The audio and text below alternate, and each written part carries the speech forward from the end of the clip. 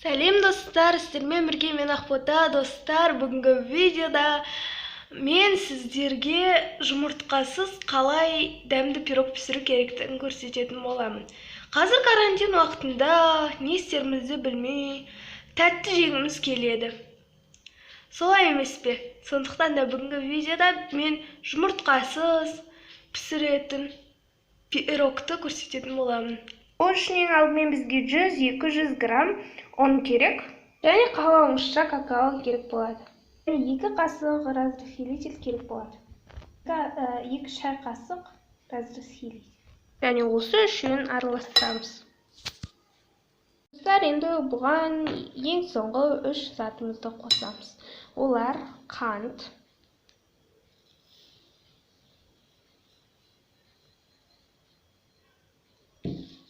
және де сұйық май. Және де ең соңғы зат бізде су. Бәрін араластырамыз. Бұл пирогты үйдегі барлық адам жасай алады. Бұның құрамындағы керек заттардың бәрі әркімнің үйінде бар. Және осылай жақсылап араластырғаннан кейін бізде осындай болып шығу керек. Және осыны қазір біз ыдысқа саламыз. Сіздер осындай ыдысқа осы жасаған жаңағы немізді осыған саламыз.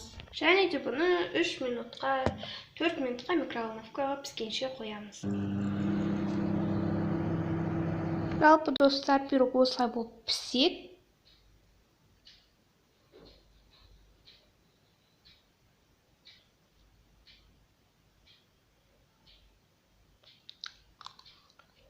Достар, 3 минут қойғаннан кейін осындай яғни осындай таяқшамен өсіп нетіп көреміз. Ол егерде құп-құрғақ болса, онда ол пісті деген сөз. Ал егерде дымқыл болып, яғни су сияқты болып шығатын болса, оны әлі де микроволновкаға қою керек деген сөз.